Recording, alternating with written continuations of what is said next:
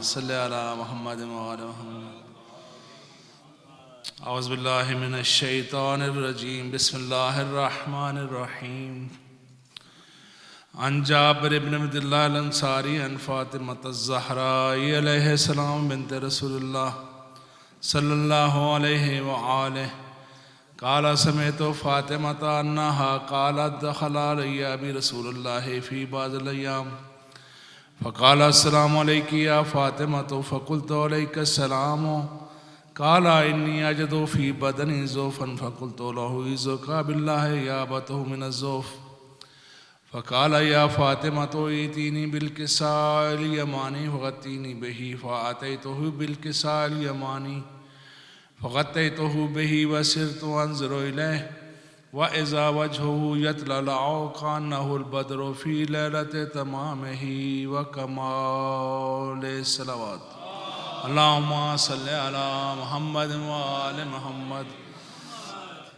فما كانت إلا ساعة وإذا بولدي الحسن عليه السلام قد أقبل وقال السلام عليك يا أمه فقلت وعليك السلام يا قرة عيني وثمرة فؤادي فقال يا أمه إني أشم عندك رائحة طيبة كأنها رائحة جد رسول الله فقلت نعم إن جدك تحت الكساء فأقبل الحسن نحو الكساء وقال السلام عليك يا جده يا رسول الله أتذرني أن أدخل معك تحت الكساء فقال وعليك السلام يا ولدي ويا صاحب حوزي قد أذنت لك فدخل معه تحت الكساء. صلوات.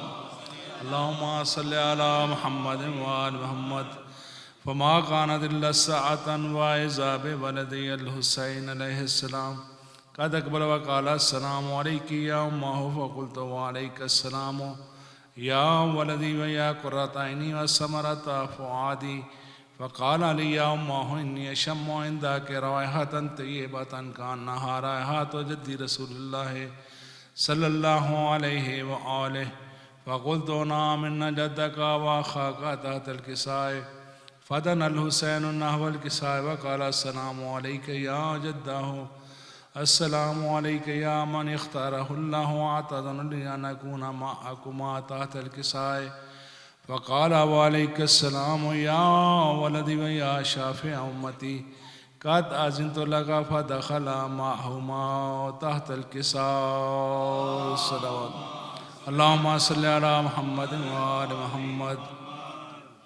فأقبل عند ذلك أبو الحسن علي بن أبي طالب وقال السلام عليك يا بنت رسول الله فقلت وعليك السلام يا أبا الحسن ويا أمير المؤمنين فقال يا فاطمة إني أشم عندك رائحة طيبة كأنها رائحة أخي وابن أمي رسول الله فقلت نعم ها هو مع ولديك تحت الكساء فأقبل علي نحو الكساء وقال السلام عليك يا رسول الله أتذرني أن أكون معكم تحت الكساء قال له عليك السلام يا أخي ووصي وخليفتي وصاحب لوائی قد أذنت لك فدخل علي تحت الكساء. صلوات. اللهم صل على محمد وآل محمد. ثم أتيت نحو الكساء وقلت السلام عليك يا أبته يا رسول الله أتذرني أن أكون معكم تحت الكساء قال وعليك السلام يا بنتي ويا بزعتي قد أذنت لك فدخلت تحت الكساء فلما اكتملنا جميعا تحت الكساء. صلوات. اللهم صل على محمد وآل محمد. أخذ برسول الله بطرف الكساء وأومأ بيد اليمنى إلى السماء وقال اللهم إن هؤلاء أهل بيتي وخاصتي وحامتي لحمهم لحمي ودمهم دمي ويؤلمني ما يؤلمهم ويحزنني ما يحزنهم أنا حرب لمن حاربهم وسلم لمن سالمهم وعدو لمن عاداهم ومحب لمن أحبهم إنهم مني وأنا منهم فاجعل صلواتك وبركاتك ورحمتك وغفرانك ورضوانك علي وعليهم وأذهب عنهم الرجس وطهرهم تطهيرا. اللهم صل على محمد وآل محمد. وقال الله عز وجل يا ملائكتي ويا سكان السماوات إني ما خلقت سماء مبنية ولا أرضا مدهية ولا قمرا منيرا ولا شمس مضيئة ولا فلكا يدور ولا بحرا يجري ولا فلكا يسري إلا في محبة هؤلاء الخمسة الذين هم تحت الكساء. فقال الأمين جبرائيل يا رب ومن تحت الكساء؟ فقال عز وجل هم أهل بيت النبوة ومعدن الرسالة، هم فاطمة وأبوها وبألها وبنوها. صلوات. اللهم صل على محمد وآل محمد. فقال جبرائيل يا رب أتذن لي أن أهبط إلى الأرض لأكون معهم سادسا؟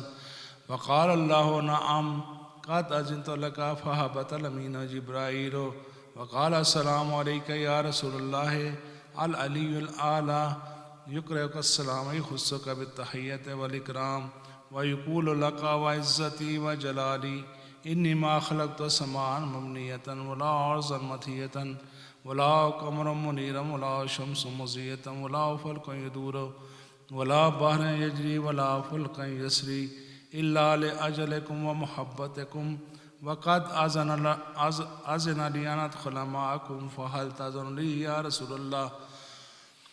وقال رسول الله وعليك السلام يا أمين وحي الله إنه نعم قد أذنت لك. فدخل جبرائيل معنا تحت الكساء. صلوات. اللهم صل على محمد وآل محمد.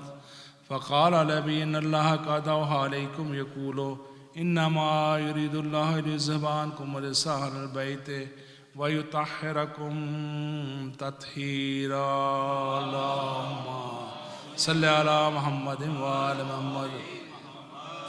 فقال علي لأبي يا رسول الله أخبرني ما لجلوسنا هذا تحت الكساء من الفضل عند الله. فقال النبي والذي بعثني بالحق نبيا واصطفاني برسالة نجيا ما ذكر خبرنا هذا في محفل من محافل أهل الأرض وفيه جمع من شيعتنا ومحبينا إلا ونزلت لهم الرحمة وحفت بهم الملائكة واستغفرت لهم إلى أن يتفرقوا. فقال علي إذن والله فزنا وفاز شيعتنا ورب الكعبة. اللهم صل على محمد وآل محمد. فقال النبي ثانيا يا علي والذي بعثني بالحق نبيا واصطفاني برسالة نجيا ما ذكر خبرنا هذا في محفل من محافل أهل الأرض وفيه جمع من شيعتنا ومحبينا وفيهم مهموم إلا وفرج الله همه ولا مغموم إلا وكشف الله غمه ولا طالب حاجة إلا وقضى الله حاجته. وقال علي عليه السلام أذن والله فزنا وسعدنا وكذلك شيعتنا فازوا وسعدوا في الدنيا والآخرة ورب الكعبة. اللهم صل على محمد وآل محمد. اللهم صل على محمد وآل محمد. اللهم بحق محمد وأنت المحمود وبحق علي وأنت الأعلى. اللهم بحق فاطمة أنت فاطر السماوات والأرض. اللهم بحق الحسن أنت المحسن. اللهم بحق الحسين أنت قديم الإحسان. اللهم بحق 9 المعصومين من ذرية الحسين عليه السلام. اللهم أدخل أهل القبور السرور. اللهم أغن كل فقير. اللهم أشبع كل جائع. اللهم اقص كل ريان. اللهم اقض دين كل مدين. اللهم فرج عن كل مكروب. اللهم رد كل غريب. اللهم فك كل أسير. اللهم أصلح كل فاسد من أمور المسلمين. اللهم اشف كل مريض. اللهم سد فقرنا بغناك. اللهم غير سوء حالنا بحسن حالك. اللهم اقض عنا الدين واغننا من الفقر إنك على كل شيء قدير. اللهم صل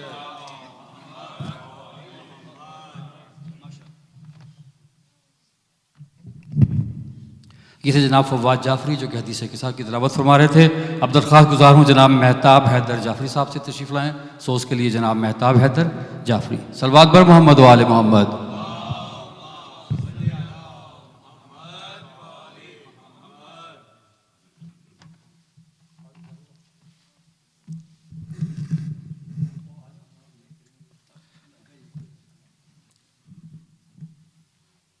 نعرہ صلوات.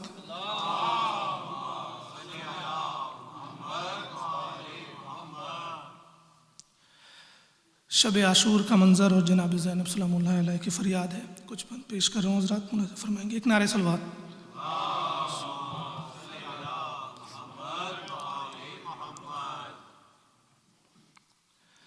اے رات نہ ڈھلنا کہ اجڑ جائے گی زینب. اے رات نہ ڈھلنا کہ اجڑ جائے گی زینب. بھائی سے دم صبح بچھڑ جائے گی زینب. سونے دے سکینہ کو کہ پھر سو نہ سکے گی. رونا بھی جو چاہے گی تو پھر رو نہ سکے گی. اصغر سے ملاقات بھی پھر ہو نہ سکے گی. اے رات نہ ڈھلنا کہ اجڑ جائے گی زینب. گھبرائے ہوئے لال ہیں سہمی ہوئی مائیں. گھبرائے ہوئے لال ہیں سہمی ہوئی مائیں. جی بھر کے میں دے دوں علی اکبر کو دعائیں. ارے لینا ہے ابھی آنو محمد کی بلائیں. اے رات نہ ڈھلنا کہ اجڑ جائے گی زینب. اے رات بکھر جا تیرے بس میں ہے جہاں تک. مٹ جائیں گے کل آلے پیمبر کے نشاں تک. باقی ہے یہ منظر علی اکبر کی اذاں تک. باقی ہے یہ منظر علی اکبر کی اذاں تک. باقی ہے ابھی آل محمد کا سفینہ.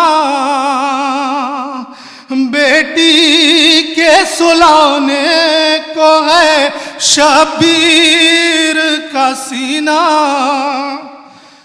بیٹی کے سلانے کو ہے شبیر کا سینہ. ارے جھولا علی اصغر کا جھلاتی ہے سکینہ. اے رات نہ ڈھلنا کہ اجڑ جائے گی زینب.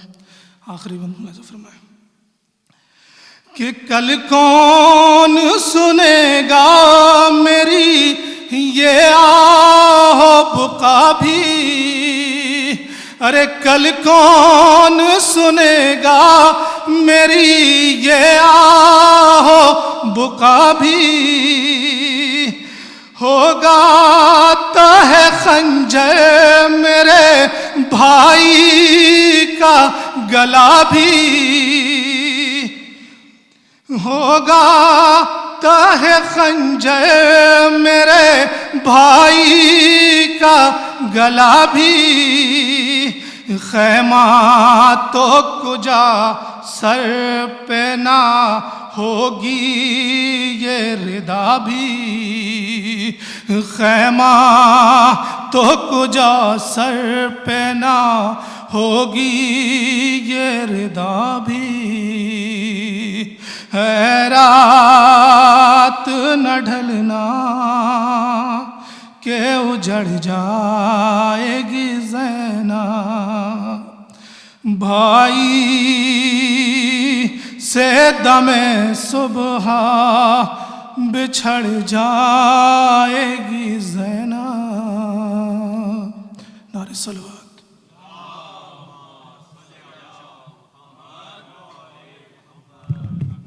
جناب مہتاب جعفری صاحب اب درخواست کرتا ہوں رضا عباس صاحب سے سوز کے لیے جناب رضا عباس صاحب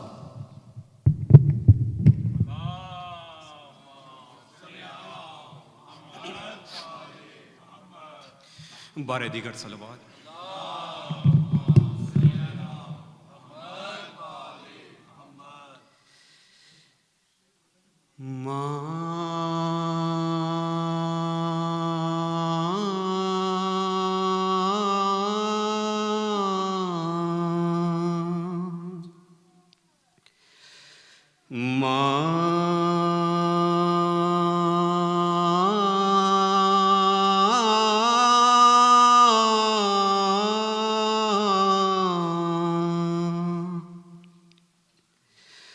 موت کی آغوش میں جب تھک کے سو جاتی ہے ماں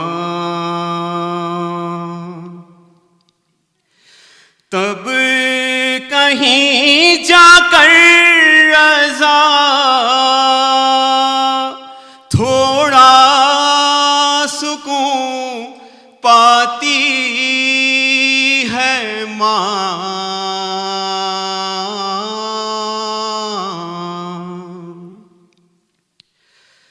فکر میں بچوں کی کچھ اس طرح گھل جاتی ہے ماں نوجوان ہوتے ہوئے بوڑھی نظر آتی ہے ماں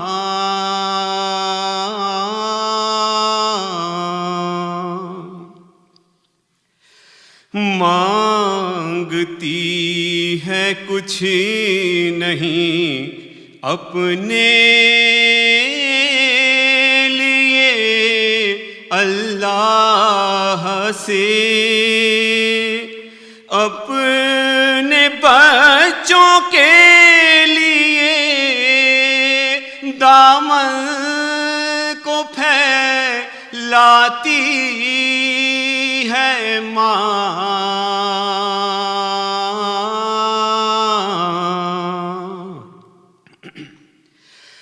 اپنے پہلو میں بٹھا کر روز طوطے کی طرح ایک 5 اور 12 14 ہم کو رٹواتی ہے ماں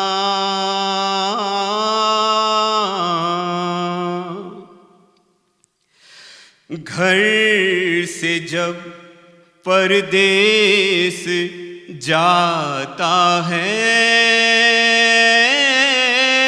کوئی نور نظر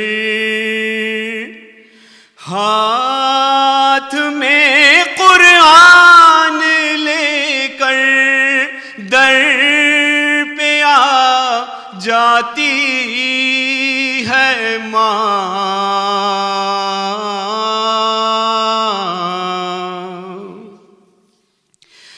چاہے ہم خوشیوں میں ماں کو بھول جائیں دوستوں، چاہے ہم خوشیوں میں ماں کو بھول جائیں دوستوں، جب مصیبت سر پہ پڑتی ہے تو یاد آتی ہے ماں،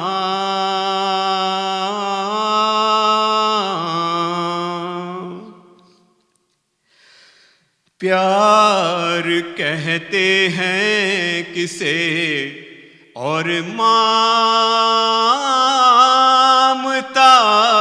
کیا چیز ہے، پیار کہتے ہیں کسے اور مامتا کیا چیز ہے، کوئی ان بچوں سے پوچھے جن کی مر جاتی ہے ماں،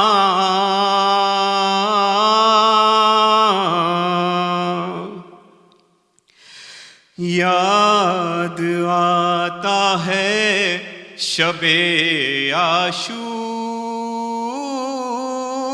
کا کڑیل جوان، جب کبھی الجھی ہوئی زلفوں کو سلجھاتی ہے ماں،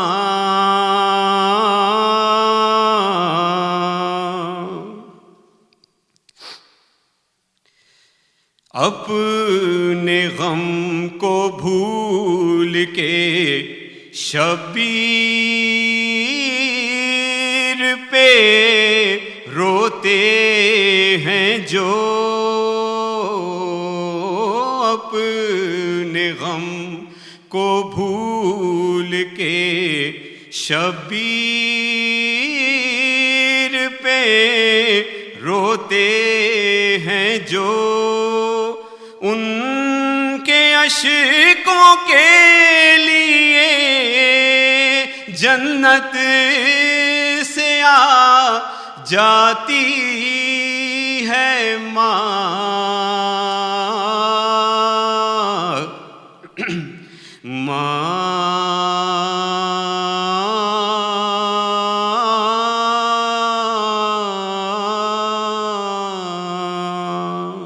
صلوات۔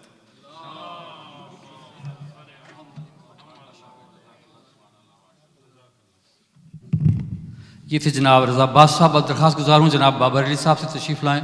سعود السلام کے لیے جناب بابر علی صاحب۔ صلوات پر محمد و آل محمد۔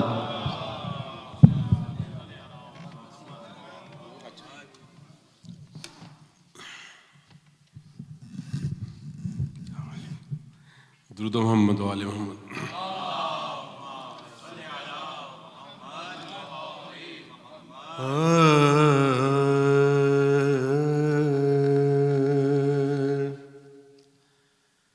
مریم سے بھی بطول کو، چونکہ یہ سال ثواب کی ہے تو سجدہ کا ذکر میرے خیال میں بہترین تحفہ ہے ان کے لیے۔ درود محمد و آل محمد۔ مریم سے بھی بطول کو رتبہ سوا ملا،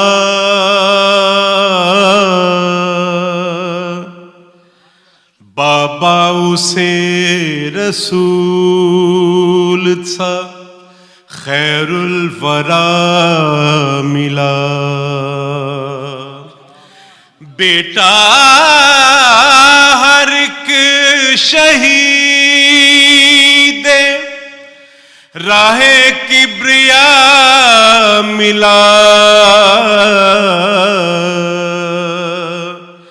بیٹا ہر ایک شہید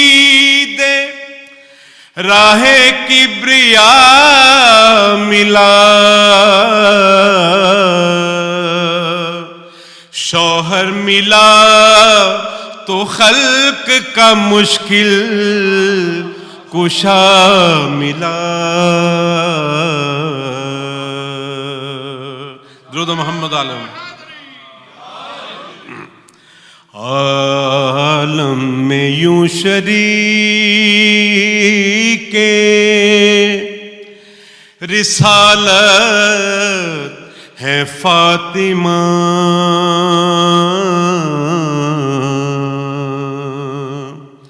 عالم میں یوں شریک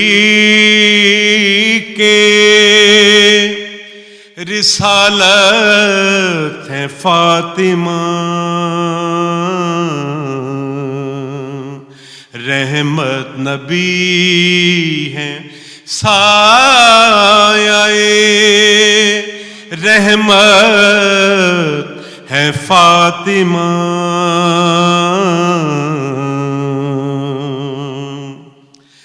چار آیتیں ہیں جلوہ فگن جس کی گود میں چار آیتیں ہیں جلوہ فگن جس کی گود میں قرآن پنج تل کی وہ طاقت ہے فاطمہ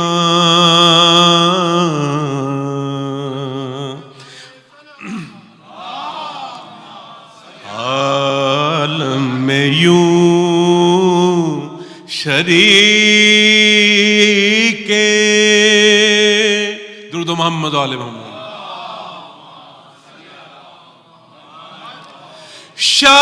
شوہر ولی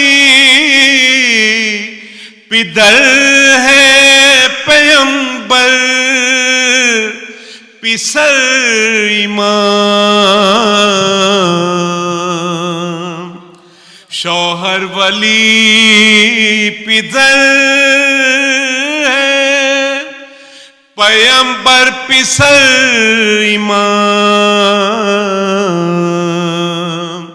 کتنی عظیم دین کی طاقت ہے فاطمہ عالم میں یوں شریک بلند آواز میں درود پڑھیے محمد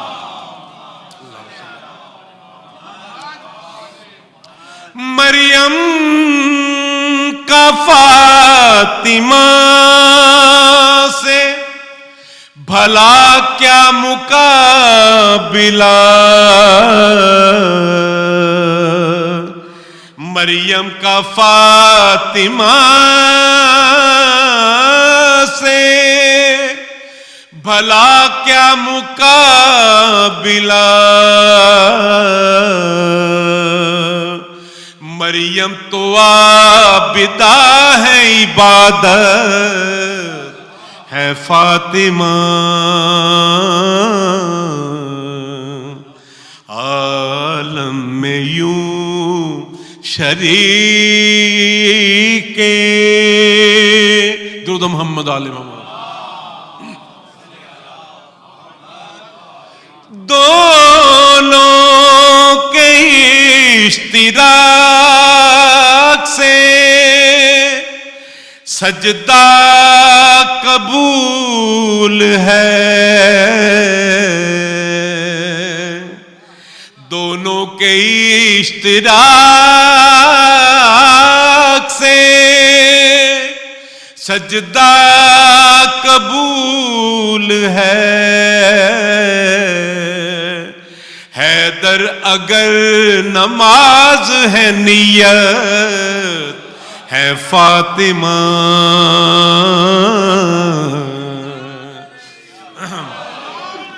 دونوں کے اشتراک سے سجدہ قبول ہے، حیدر اگر نماز ہے نیت ہے فاطمہ، عالم میں یوں شریک رسالت ہے فاطمہ، رحمت نبی ہے سائے، رحمت ہے فاطمہ۔ ان کے سال ثواب کے لیے ایک بلند صلوات پڑھ دیجیے۔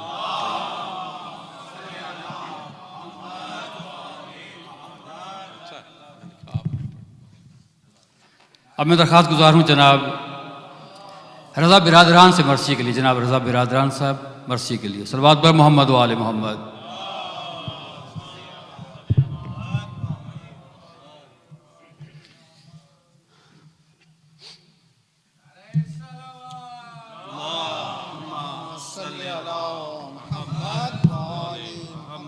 بارہ دیگر صلوات۔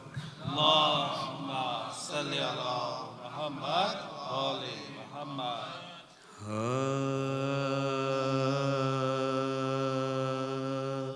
علی کی بیٹیاں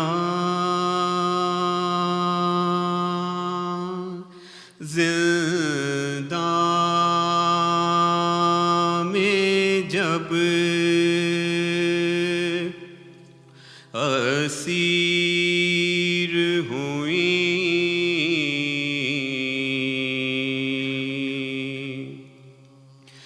علی کی بیٹیاں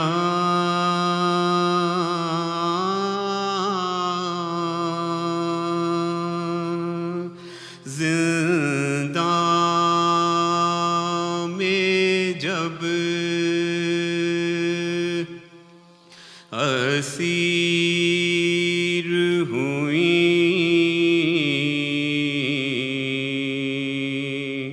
غم حسین میں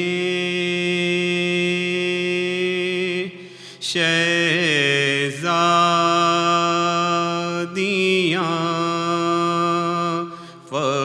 فقیر ہوئیں،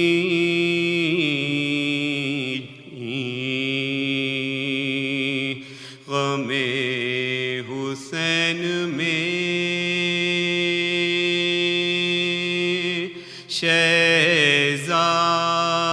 شہزادیاں فقیر ہوئیں،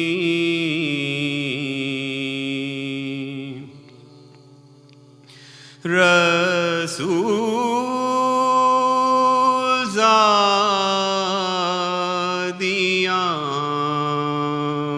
حاکم کی دستگیر ہوئیں، غم حسین میں شہزادیاں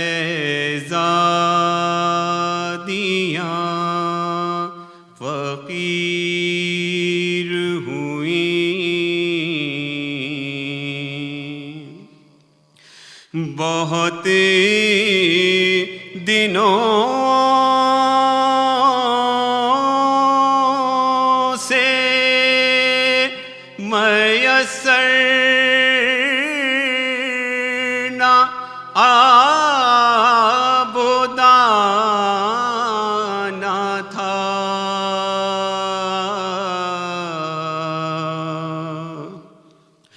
بہت دنوں سے میسر نہ آب و دانہ تھا، اندھیری رات تھی، ٹوٹا سا قید خانہ تھا، علی کی بیٹیاں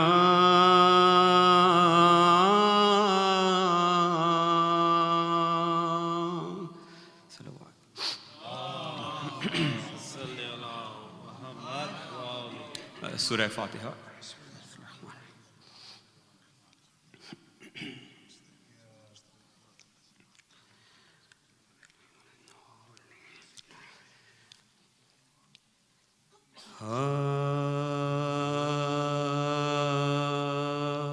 واہ حسرتا کہ شاہ کا ماتم ہوا تمام، واہ حسرتا کہ شاہ کا ماتم ہوا، آئی خزاں بہار کا موسم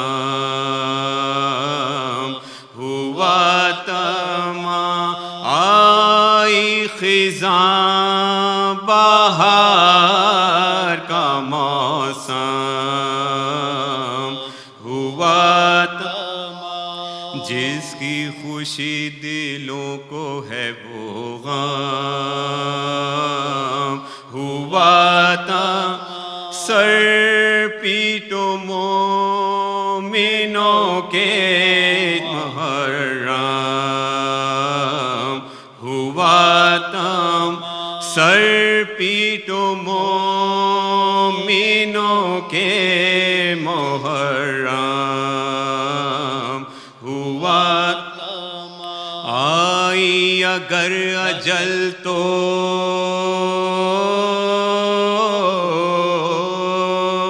یہ ماتم یہ غم کہاں، یہ مجلسیں تو حشر تلک ہیں، ہم کہاں کل ہوں گی مجلسیں نہ یہ شیون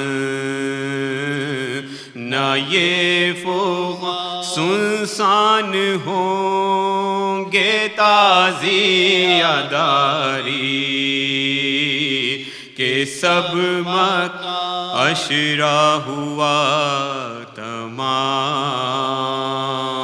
چلے شاہ انس و جاں رخصت طلب ہے تم سے تمہارا،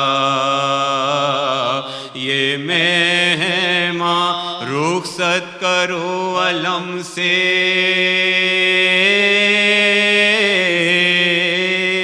لپٹ کر حسین کو پاؤ گے کل نہ فاطمہ کے نور عین کو، اے بے دیار و بے سر و سامان، الوداع اے شیعیان پاک کے مہمان، الوداع اے دو جہاں کے سید و سلطان، الوداع اے بنت مصطفیٰ کے دل و جان، الوداع آہو بکا سے ہم کبھی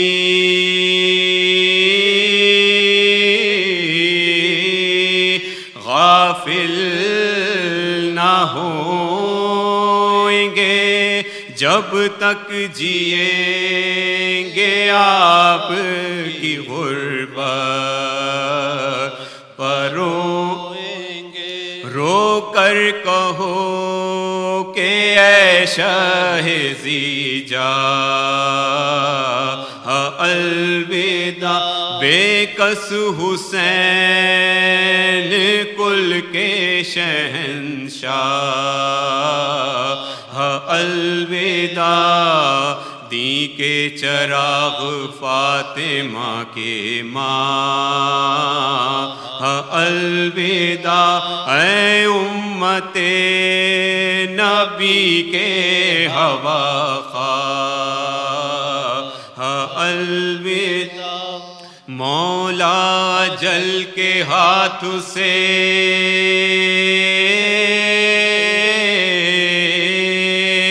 مولا جو پائیں گے پھر اگلے سال بزم میں رونے کو آئیں گے اے نور چشم احمد مختار الوداع اے یادگار حیدر کرار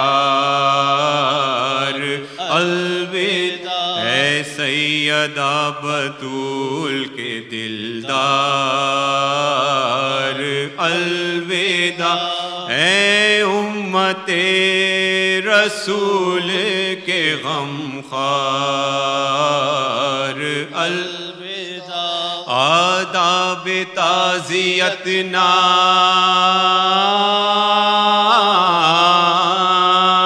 ادا ہم سے ہو سکے حسرت رہی کہ ہائے نہ جی بھر کے رو سکے آداب تعزیت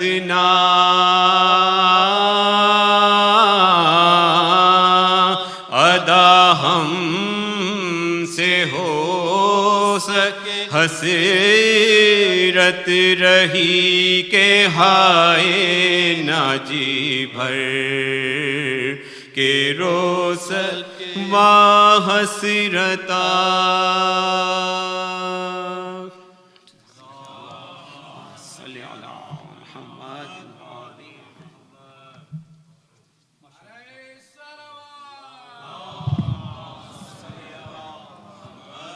یہ تھے رضا برادران جو آپ کی خدمت میں مرثیہ پیش کر رہے تھے. ایک رباعی آپ کی خدمت میں پیش کرتا ہوں. مجھے حسین کے نزدیک کر گئے آنسو، مجھے حسین کے نزدیک کر گئے آنسو، پھر اس کے بعد نہ جانے کدھر گئے آنسو، پھر اس کے بعد نہ جانے کدھر گئے آنسو. غم حسین کے دامن میں تھے تو زندہ تھے، غم حسین کے دامن میں تھے تو زندہ تھے، غم حسین سے بچھڑے تو مر گئے آنسو. صلوات پر محمد و آل محمد. اب میں درخواست گزار ہوں جناب مولانا ابصار نقوی صاحب سے تشریف لائیں اور مجلس عزت سے خطاب فرمائیں. جناب مولانا ابصار حسین نقوی صاحب. صلوات پر محمد و آل محمد.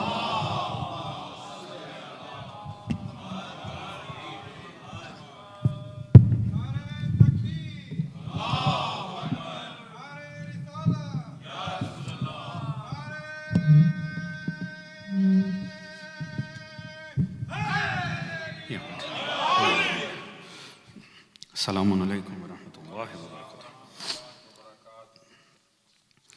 ایک التماس سے سورہ فاتحہ جی. مرحومہ انیس فاطمہ بنت محمد نواب ان سمیت ان کے خاندان کے دیگر تمام مرحومین، اپنے اپنے مرحومین شہدائے ملت جعفریہ سبھی کے لیے فاتحہ. بسم اللہ الرحمن الرحیم. الحمد للہ رب العالمین الرحمن الرحیم مالک یوم الدین ایاک نعبد و ایاک نستعین اهدنا الصراط المستقیم صراط الذین انعمت علیہم غیر المغضوب علیہم ولا الضالین. بسم اللہ الرحمن الرحیم. قل هو اللہ احد اللہ الصمد لم یلد ولم یولد ولم یکن له کفوا احد. بسم اللہ الرحمن الرحیم. قل هو اللہ احد اللہ الصمد لم یلد له کفوا احد. بسم اللہ الرحمن الرحیم. قل هو اللہ احد اللہ الصمد لم یلد ولم یکن لہ کفوا احد کذالک اللہ رب اللہم صلی اللہ باواز بلند درود پڑھنے محمد و علی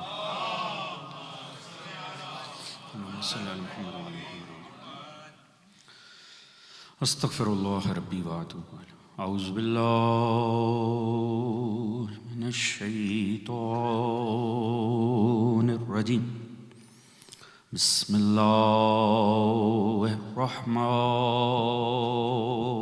الرحیم الحمد للہ رب العالمین الصلاة والسلام علی رسولہ الکریم المکی المدنی الامی صاحب الوقار والسکینہ المدفون بأرض المدینہ بالقاسم المصطفى محمد صلی علی محمد وعلی محمد وعلى آلہ الطیبین الطاہرین المظلومین المعصومین الذین اذهب اللہ عنہم الرجس وطہرہم تطہیرا اللہم صلی علی محمد. اما بعد فقد قال سبحانہ بسم اللہ الرحمن الرحیم ذلك الذي يبشر الله عباده الذين آمنوا وعملوا الصالحات قل لا أسألكم عليه أجرا إلا المودة في القربى صلوات اللهم صل على محمد وعلى محمد. دعا رب کائنات بصدق ذکر محمد وعلى محمد اس فرش اعضاء کا بچھایا جانا، منتظمین کی کاوش، سپانسر حضرات کی محنت، پروردگار عالم اپنی بارگاہ عالی میں قبول و منظور فرمائے. ذکر آل محمد کے صدقے میں پروردگار مرحومہ انیس فاطمہ کے درجات کو بلند فرمائے. پروردگار انہیں جوار ائمہ اہل بیت میں جگہ عطا فرمائے. انہیں حضرت سیدہ کائنات سلام اللہ علیہ کی کنیزوں میں شمار فرمائے. پروردگار انہیں شفاعت سیدہ کائنات سے بہرمند فرمائے. تمام مومنین و مومنات جو شریک ہیں پروردگار حاضر غیر حاضر سبھی مومنین کی تمام تر نیک دلی شرعی حاجات کو قبول و منظور فرمائے. تمام مومنین کے رزق، عزت، دولت، علم، فہم، شعور، صحت میں برکت عطا فرمائے. سبھی مومنین خصوصاً جو انتہائی مشکل حالات میں دنیا کے مختلف خطوں میں جی رہے ہیں پروردگار ان سب کے جان و مال، عزت و ناموس کو محفوظ فرمائے. امام زمانہ علیہ السلام کا ظہور جلد فرمائے. ہم سب کو معصوم کی سپاہ میں شامل فرمائے. آپ کے منتظرین میں شمار فرمائے. پروردگار عالم ہم سب کو سیرت محمد و آل محمد پڑھنے، سمجھنے، اپنی ذات اور اپنے گھرانے پر امپلیمنٹ کرنے کی توفیق عطا فرمائے. ہماری آنے والی نسلوں کو تا صبح قیامت حبداران، عزاداران، محبان، مطیعان و عاشقان اہل بیت میں شمار فرمائے. پروردگار ہم سب کا خاتمہ بالحق بالخیر فرمائے اور آخرت میں سبھی مرحومین سمیت ہم سب کو شفاعت محمد و آل محمد سے بہرمند فرمائے. ایک باواز بلند درود پڑھنے محمد اللہم صلی علی محمد و آل محمد. اجازت ہے جی بات کا آغاز کیا جائے. حضرات، ایصال ثواب کے حوالے سے مجلس اعزاء ہے اور یقین جانیے میں کچھ مطالب سوچ کر آیا تھا مگر ابھی جب پڑھا گیا اتنے خوبصورت انداز میں پروردگار ان تمام ذاکرین کے ان کی عزت اور عظمت میں اضافہ فرمائے، ان کی آواز میں مزید سوز عطا فرمائے. لہٰذا یوں ہی ہوتا ہے کہ اکثر سلام سنتے سنتے ذہن کے زاویے بدلنا شروع ہو جاتے ہیں. لہٰذا میرے بھی ذہن میں کچھ تھا کہ چہلم کے حوالے سے کچھ عرض کیا جائے مگر بہرحال ایک دو تمہیدی باتیں کر کے میں بھی چاہوں گا کہ جناب سیدہ کے حوالے سے کچھ نکات آپ حضرات کے سامنے پیش کیا جائیں. حضرات دیکھیے، ہر وہ شخص، ہر وہ مومن، ہر وہ مومنہ جو دنیا سے گزر رہے ہیں یقیناً اللہ رب العزت ایک کو اپنے پاس بلا کر باقی سب کو ایک پیغام دے رہا کہ بہرحال اس حیات ظاہر میں کسی شے کو دوام حاصل نہیں ہے، بہرحال یہاں سے چلے جانا ہے. انسان اس بات کو مد نظر رکھے، ہم سے بچھڑنے والا ایک ایک مومن، ایک ایک مومنہ اس بات کی دلیل ہے کہ اگر وہ نہیں رہے رہنا ہمیں بھی نہیں ہے، بلکہ ہر ایک کا جانا ہمارے لیے اس انداز میں نعمت بھی ہے کہ ہم یہ تصور کر سکتے ہیں کہ ہمارے پاس جو وقت رہ گیا ہے اسے کتنے بہترین انداز میں استعمال کرنا. میں کل بھی ایک دوپہر کی مجلس میں یہی عرض کر رہا تھا کہ اگر انسان کو دیکھنا ہو نا میرے پاس وقت کتنا ہے تو اس کا ایک بڑا سادہ سا فارمولا، بڑا ہی سادہ سا فارمولا، آپ جائیے اور جا کر کسی قبرستان میں چلے جائیے، درود پڑھیے گا محمد و آل محمد، اللہم صلی علی محمد و آل محمد و آل۔ آپ کسی قبرستان میں چلے جائیے اور صرف کتبوں کی تحریر پڑھنی شروع کر دیں۔ بڑا آسان سا فارمولا ہے یہ جاننے کا کہ میرے پاس وقت کتنا ہے۔ آپ کسی قبرستان میں جا کے کتبوں کی تحریر پڑھنا شروع کر دیجئے، اور وہاں ڈیٹ آف برتھ اور ڈیٹ آف ڈیتھ لکھی ہوتی، گارنٹی سے عرض کر سکتا ہوں آدھا قبرستان ہم سے چھوٹا ہی ہوگا۔ یہ بڑا سادہ سا فارمولا ہے، مگر اس سے انسان کو اندازہ ہو جاتا ہے میرے پاس وقت کتنا بچا۔ اصلاً وقت تو ہے ہی نہیں، توجہ فرما رہے ہیں جی، وقت بنیادی طور پہ ہے ہی نہیں۔ لہٰذا ہر وہ مومن جو اس وقت دنیا سے جا رہا ہے وہ میں یہ پیغام دے کے جا رہا ہے کہ ایک سلسلہ ہے، ایک کے پیچھے ایک لائن لگی ہوئی ہے، خدا جانے کب ہمارا نمبر آ جائے۔ لہٰذا انسان اس بات پر متوجہ رہے۔ یہ سلسلہ کیوں پروردگار نے بنایا؟ اس نے بڑا آسان، بڑا سادہ سا پروردگار نے اس کی وجہ بیان کر دی۔ الذی خلق الموت والحیات لیبلوکم ایکم احسن عملا۔ پروردگار فرماتا ہے میں نے موت و حیات کا یہ سلسلہ اس لیے خلق کیا ہے تاکہ میں دیکھوں کہ تم میں احسن عمل کون انجام دیتا، تم میں بہترین عمل کون انجام دیتا۔ یعنی سادہ سا پروردگار نے بڑی خوبصورت اور لطیف انداز میں بتا دیا کہ یہ جو سلسلہ ہے، یہ حیات و موت کا جو سلسلہ ہے، یہ اس لیے ہے تاکہ یہ دیکھا جائے کہ اس کے عباد میں بہترین عمل کون انجام دیتا۔ اب بہترین عمل کی بہت سی تعریفیں ہو سکتی ہیں۔ معصوم نے انتہائی سادی تعریف بیان کی، پوچھا مولا بہترین عمل کون سا ہو سکتا ہے، بہترین عمل کسے کہتے ہیں؟ معصوم نے کتنے سادے انداز میں، یہی خوبصورتی ہے کلام معصومین کی کہ مختصر الفاظ میں بہت سارے معنی اور مفاہیم کا احاطہ ہو جاتا ہے۔ معصوم فرمانے لگے ہر وہ عمل جسے انجام دینے کے لیے تمہیں اپنے نفس کو مجبور کرنا پڑے، بس وہی بہترین عمل۔ توجہ فرما رہے ہیں حضور؟ دیکھیے حضور، ہو سکتا ہے کسی کے لیے $1000 بھی راہ خدا میں دینا کوئی بڑی بات نہ ہو، اور ہو سکتا ہے کسی کے لیے $2 دینا ہی بہت بڑی بات ہو۔ توجہ فرما رہے ہیں؟ ہو سکتا ہے پروردگار کی نظر میں کسی کا $1000 دینا وہ ورتھ نہ رکھتا ہو، وہ اہمیت کا حامل نہ ہو جو کسی کے $2۔ توجہ ہے؟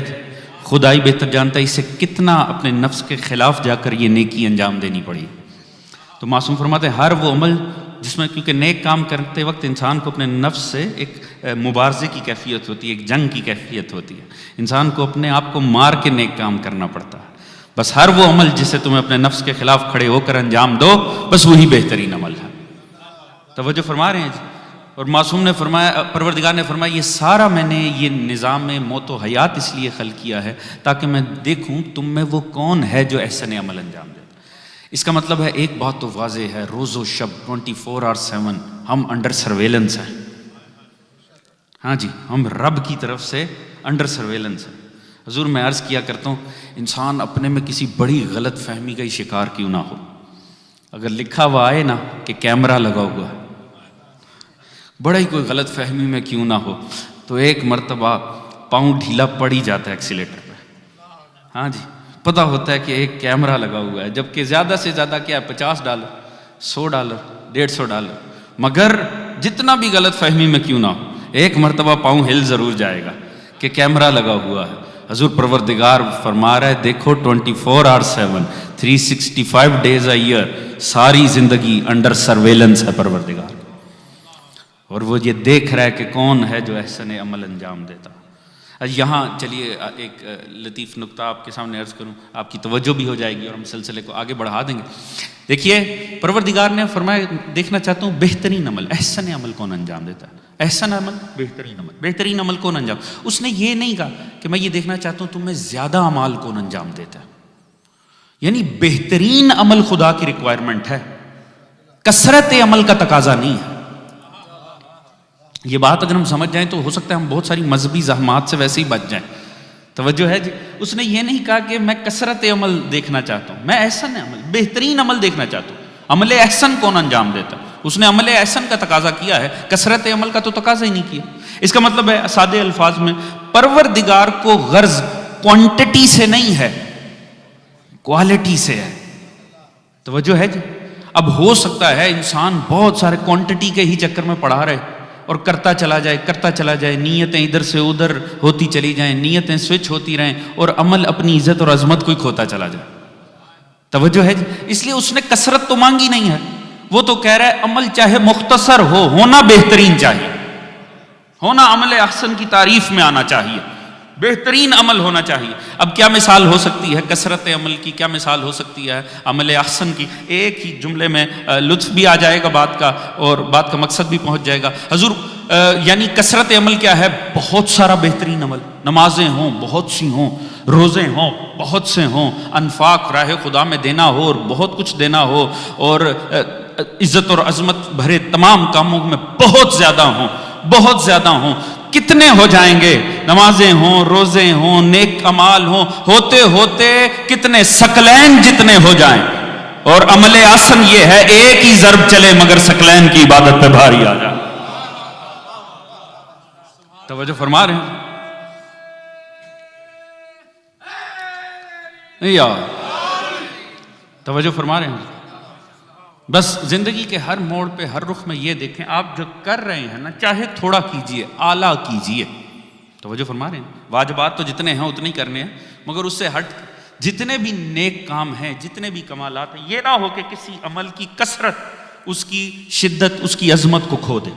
لہٰذا چاہے مختصر کریں، زندگی میں اعلیٰ ہونا چاہیے. بابا سے بلند درود پڑھ لیں محمد وعلی اللہم صلی علی محمد وعلی محمد. اب میں نے عرض کیا نا، انہوں نے سلام پڑھا تو میری توجہات وہ فوراً ہی ذہن میں دوسری طرف چلی گئی ہیں، اور میں اس گفتگو کو آپ کے سامنے لے کر آنا چاہوں گا. حضور ارشاد خداوندی ہے، یہ بشارت ہے اہل ایمان کے لیے اور اعمال صالحہ کرنے. جو آیت آپ کے سامنے پیش کی، آپ کے سینوں پہ یہ آیت لکھی ہوئی ہے، معروف ترین ہے، اسے آیہ مودت کے عنوان سے جانا جاتا ہے. ہم شاید بچپن سے جو آیات مسلسل سننے کے عادی ہیں، ان میں سے یہ ایک آیت ہے جو ہر مومن کے لوہے دل پہ یقیناً نقش ہے. قل لا اسألکم علیہ اجر الا المودۃ فی القربى. ارشاد خداوندی ہے، اے حبیب ان سے کہہ دے میں تم سے سوائے اس کے کوئی سوال نہیں کرتا مگر یہ کہ مودت کرو میرے قربا سے. حضرات پروردگار ہے نا، اس کے انداز بھی لطیف ہیں. کیا خوبصورت انداز ہے. وہ مخاطب پیغام کس کو دینا ہے؟ اہل ایمان کو دینا ہے، اعمال صالحہ کرنے والوں کو دینا. مگر کمال یہ دیکھیے کہ پروردگار نے لفظ قل سے بات کا آغاز کر رہا. حبیب تو ان سے کہہ دے. کمال ہے، پورا پیغام جو اس آیت کے اندر موجود ہے وہ اہل ایمان کے لیے ہے. اس لفظ قل کا مصداق کون ہے؟ سرکار حبیب خدا کی ذات. ایسے ہی ہے نا، سرکار رسول خدا صلی اللہ علیہ وآلہ وسلم. اللہم صلی علی محمد وآل محمد. اے حبیب تو ان سے کہہ دے. کمال ہے، اللہ رب العزت ایک لفظ سے کتنا حسین پیغام دے رہا ہے. یہ لفظ قل آج بھی قرآن میں جگہ جگہ پہ لگا ہوا، اور جب بھی کہیں آپ لفظ قل دیکھیں گے نا، اس کے نیچے اہل سنت یا اہل تشیع کوئی ترجمہ اٹھا کر دیکھ لیں تو کسی نے لکھا ہوگا اے مصطفیٰ، اے حبیب خدا، اے محمد صلی اللہ علیہ وآلہ وسلم. ہر جگہ رسول خدا کے نام کو بریکٹ میں لکھ رکھا ہوگا لفظ قل کے نیچے. آپ ان سے کہہ دیجئے، آپ ان سے کہہ دیجئے.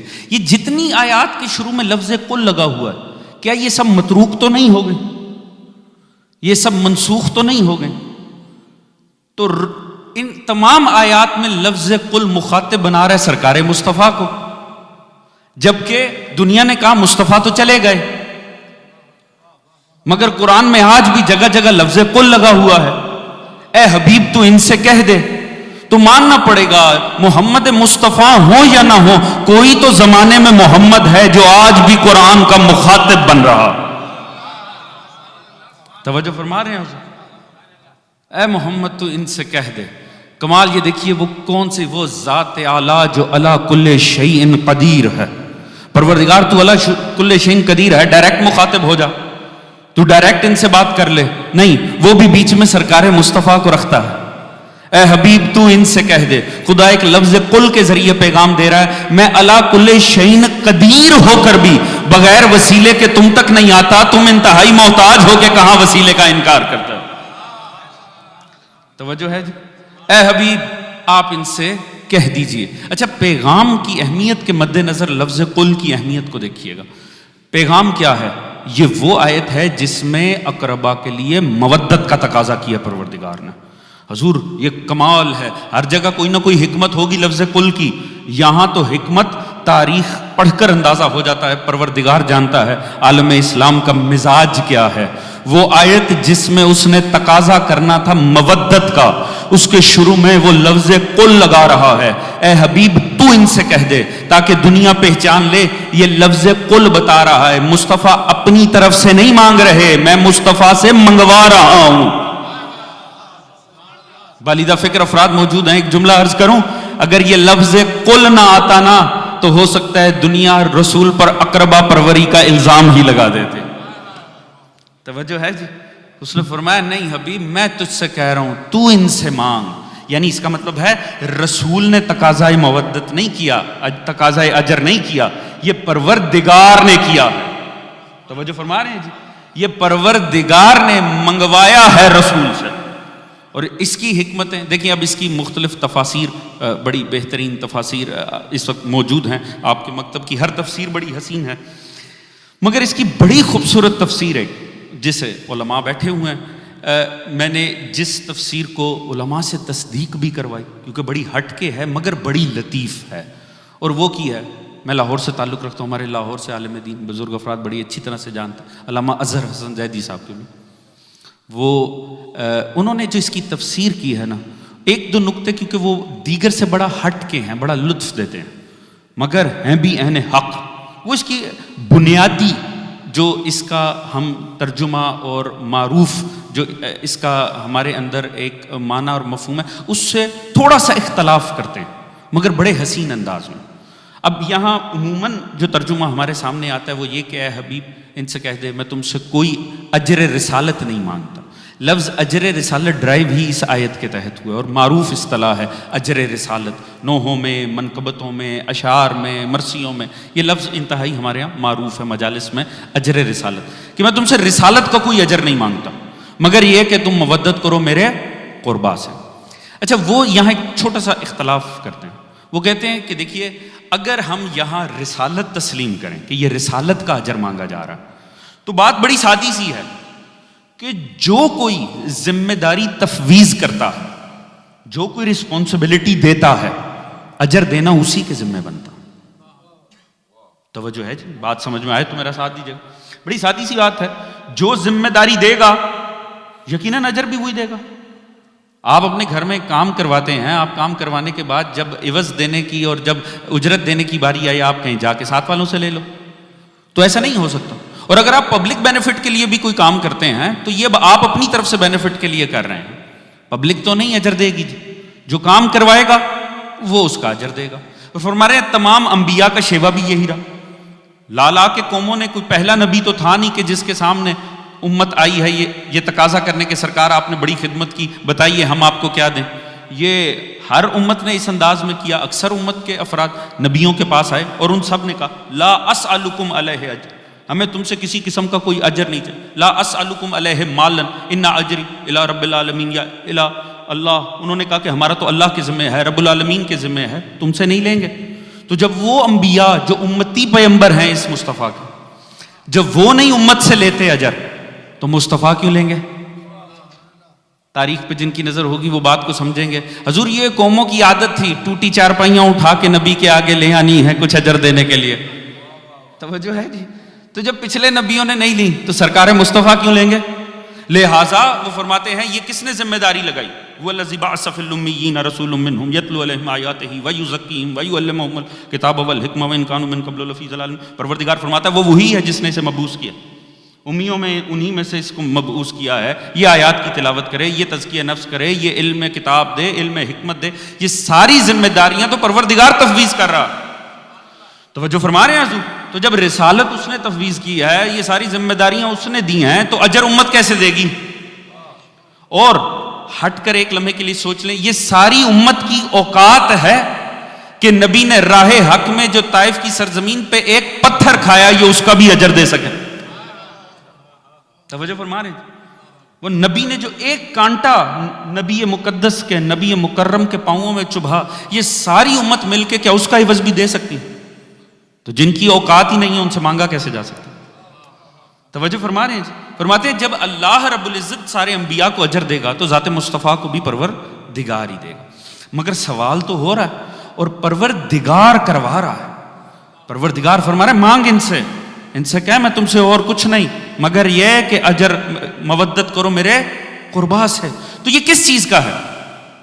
کوئی تو ایسا کام ہے جو رسول بطور رسول کرے جس کا اجر مانگ لے امت سے، مگر فرما رہے ہیں وہ کوئی ایسا کام ہونا چاہیے جو خدا نہ ذمہ لگائے نبی کے. توجہ ہے جی، کیونکہ جو کام خدا کروائے گا اجر خدا دے گا. تو فرماتے ہیں رسول کی رسالت میں کوئی ایک ایسا کام تلاش کرنا پڑے گا جو اللہ ذمہ داری نہ لگائے، امت کا تقاضا ہو، امت نبی سے بطور نبی وہ کام کروائے، ہاں اس کا اجر امت کو دینا بنتا. تو فرماتے ہیں تلاش کرو وہ سارے کام کون سے؟ نماز حکم پروردگار، روزہ حکم پروردگار، حج حکم، تمام جتنا امر بالمعروف جتنا کچھ نبی نے دیا یہ سب اللہ نے حکم کیا تھا مصطفیٰ ان کو دے، لہٰذا اس سب کا اجر تو خود پروردگار دے گا. میں پوری توجہ چاہوں گا اور جو افراد ابھی تک ساتھ نہیں تھے یقیناً وہ ساتھ دیں گے. فرماتے ہیں تو کوئی ایک ایسا کام تلاش کرو جو اللہ کا نبی کرے بھی بطور نبی مگر وہ امت کی ڈیمانڈ ہو، خدا کا حکم نہ ہو. توجہ فرما رہے ہیں جی؟ فرماتے ہیں سارے کام تلاش کرو جو کچھ نبی سے منسوب ہیں وہ سب اللہ ہی کے حکم کرتا ہے. ایک کام ایسا ہے اللہ نے ذمہ نہیں لگایا، ساری امت ہاتھ جوڑ کے مصطفیٰ سے تقاضے کر رہی ہے، یہ ایک کام آپ کو کرنا ہوگا. وہ کون سا؟ فرماتا ہے پروردگار نے واضح فرمایا یومئذ لا تنفع الشفاعۃ الا من اذن له الرحمن ورضی له قولا. اس دن کوئی بھی شفاعت نہیں کرے گا. توجہ فرما رہے ہیں جی؟ سوائے اسے جسے اللہ اجازت دے دے اور جس کی بات سے اللہ راضی ہو جائے. انداز پروردگار بتا رہا ہے اس نے ذمہ داری نہیں لگائی. ہاں اگر کوئی آگے بڑھ کر تقاضا کرے گا، اگر خدا کو اس کی بات پسند آئی اور اگر خدا نے اجازت دی تو وہ کرے گا. فرماتے ہیں سارے کاموں میں ایک شفاعت ایسا کام ہے. اللہ نہیں کہہ رہا ہے ان گناہگاروں کی کر، ہر گناہگار ہاتھ جوڑ کر کہہ رہا ہے، پوری امت نے ہاتھ جوڑ رکھے ہیں یا رسول اللہ ہمارے تو اعمال کی کوئی اوقات ہی نہیں ہے. خدا را جس دن انبیاء بھی نفسی نفسی پکارتے ہوں گے اس دن آگے بڑھ کر ہماری شفاعت کر دیجئے گا. مگر پروردگار جانتا تھا یہ میرا رحمت للعالمین ہے، یہ اب رحمت للعالمین کے رحمت للعالمین پن سے سوء استفادہ کرنے جا رہے ہیں، لہذا فوراً ہی پروردگار نے فرمایا مصطفیٰ ایسے نہ شفاعت کری، ان سے کہہ دے تم میرے قربا سے مودت کرتے چلے جاؤ، میں تمہاری شفاعت کرتا چلا جاؤں. جزاک اللہ اکبر، جزاک یا رسول اللہ یا. توجہ فرما رہے ہیں حضور؟ فری میں یہ کام بھی نہیں کرنا. توجہ ہے جی؟ اگر امت شفاعت چاہتی ہے امت سے قربا کی مودت کا تقاضا کر لیا جائے. توجہ ہے جی؟ اور فرماتے ہیں دیکھیں اب ہم اس کا جب بنیادی ترجمہ پڑھتے ہیں تو قربا سے محبت کرنا. اب یہاں پر بھی بڑا خوبصورت وہ فرماتے ہیں محبت اور مودت کس شے کا نام ہے اس پر اندازہ قائم کرنے کی کوشش کریں. وہ فرماتے ہیں محبت وہ مناسب ترین لفظ ہے جو کہ مترجمین نے اس کے ترجمے کے طور پہ پیش کر دیا، مگر لفظ محبت اس کے تمام تر مودت کے معنی اور مفاہیم کا احاطہ کر لے یہ ممکن ہی نہیں ہے. توجہ ہے جی؟ فرماتے وہ تو نہیں کر سکتا مگر محبت کے ذریعے مودت تک پہنچا ضرور جا سکتا. یعنی مودت جو حقیقی معنی تک اندازہ قائم کیا جا سکتا. اگر آپ کی توجہ ہو تو میں یہ جملہ عرض کروں. فرماتے ہیں دیکھیے محبت کو سمجھنا.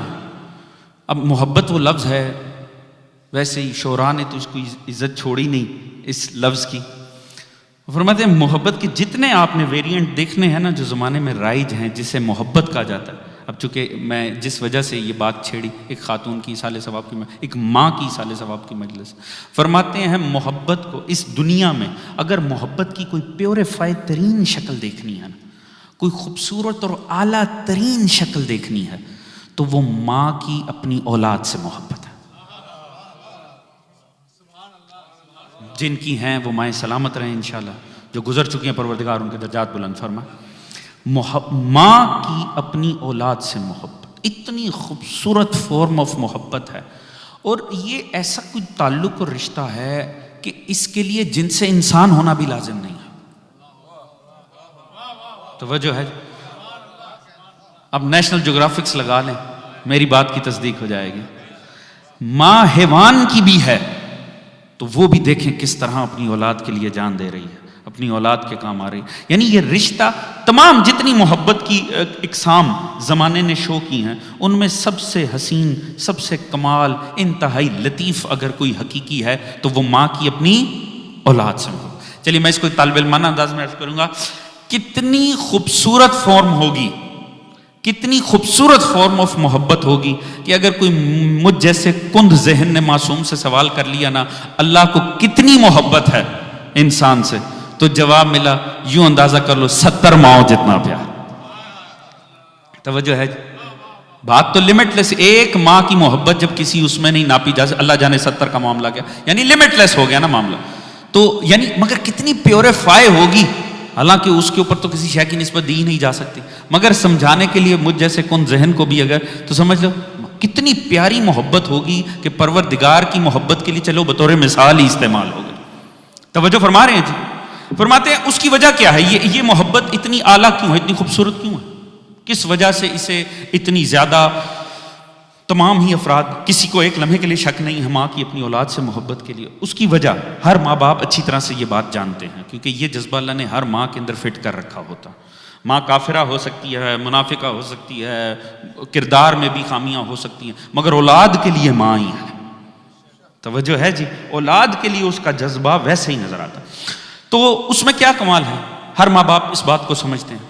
زمانے کے سارے ماں باپ کی یہی خواہش ہوتی ہے، ان کا بس نہیں چلتا وہ پوری کائنات کی ہر خوشی سمیٹ کے نا اپنی اولاد کے قدموں میں ڈھیر کرتا. توجہ ہے جی؟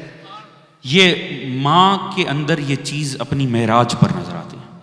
وہ ہمارے ہاں زمانے میں مثالیں یہ رائج ہیں، ماں خود گیلے پہ سوئے گی، بچے کو خشک پہ سلائے گی. وہ خود دھوپ کو سہے گی، بچے کو سایہ فراہم کرے گی. وہ خود ہر گرمی اور سردی سہ لے گی، بچے کو سکون مہیا کر. ماں کا بس ہی نہیں چلتا وہ ساری کائنات کی خوشیاں سمیٹے لا کے اپنی اولاد کے قدموں میں ٹھیر کر. ایسے ہی ہے نا جی؟ کسی کو ایک لمحے کے لیے اس پہ شک ہو سکتا؟ یہ اس کے مظہر ہم روزانہ زمانے میں دیکھتے ہیں. اس لیے بلکہ اکثر تو ایسا ہوتا ہے دین کے معیار تک پامال ہو جاتے ہیں. ماں باپ اس حد تک آگے بڑھ جاتے ہیں کہ وہ دین کے معیار پامال کریں. اس بات کو یاد رکھیے گا اور اس بات کو اپنے مد نظر رکھیے گا. کچھ ذمہ داریاں اولاد کے حوالے سے ہماری ہیں اور کچھ پروردگار نے اپنے ذمہ معاملہ لے رکھا. توجہ ہے جی؟ زمانہ صرف اولاد کے اچھے مستقبل کی خاطر اپنا دین داؤ پہ لگا دیتے ہیں.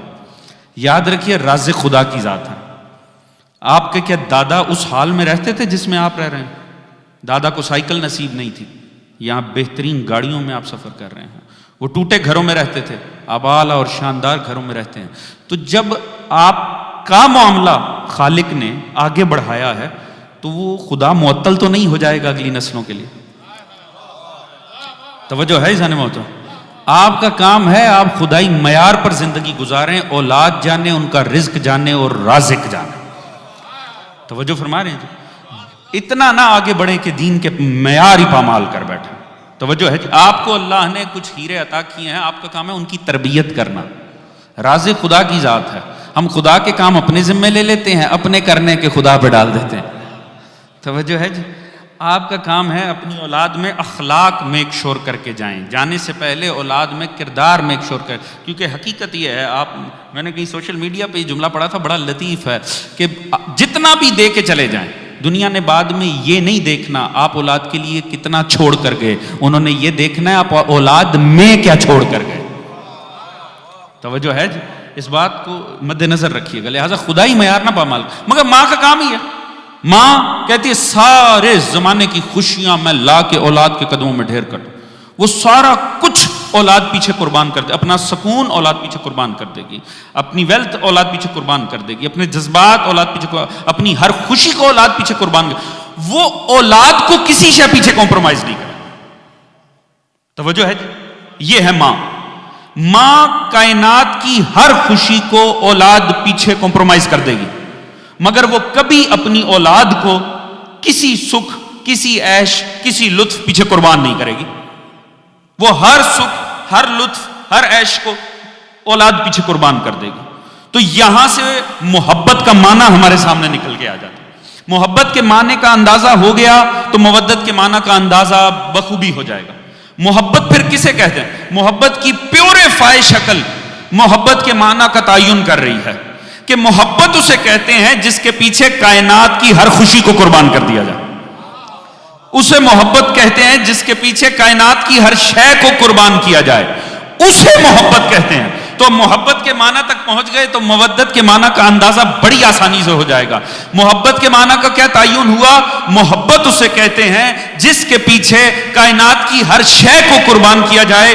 اسے محبت کہتے ہیں. تو وہ کیا ہوں گے کہ جن کے قدموں میں اولاد بھی قربان کر دی جائے, جن کے پیچھے اولاد بھی سجا سجا کے میدان میں بھیج دی جائے. یہاں سے مودت کا معنی کھلتا ہے. جس کے پیچھے کائنات قربان کی جائے اسے محبت کہتے ہیں, اور جن کا نام آنے پر محبت بھی قربان کر دی جائے اسے مودت کہتے ہیں. اللہ اکبر, اللہ اکبر. توجہ فرما رہے ہیں اللہ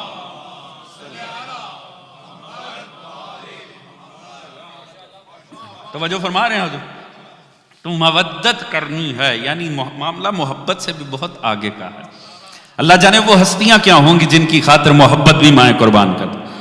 اور ایسا نہیں ہے کہ یہ کوئی صرف 1400 سال پہلے سرزمین کربلا پر ہوا تھا.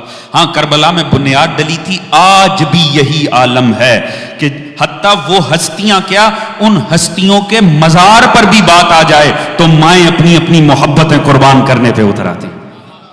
توجہ ہے جن کی عالمی حالات پہ نظر رہی ہو.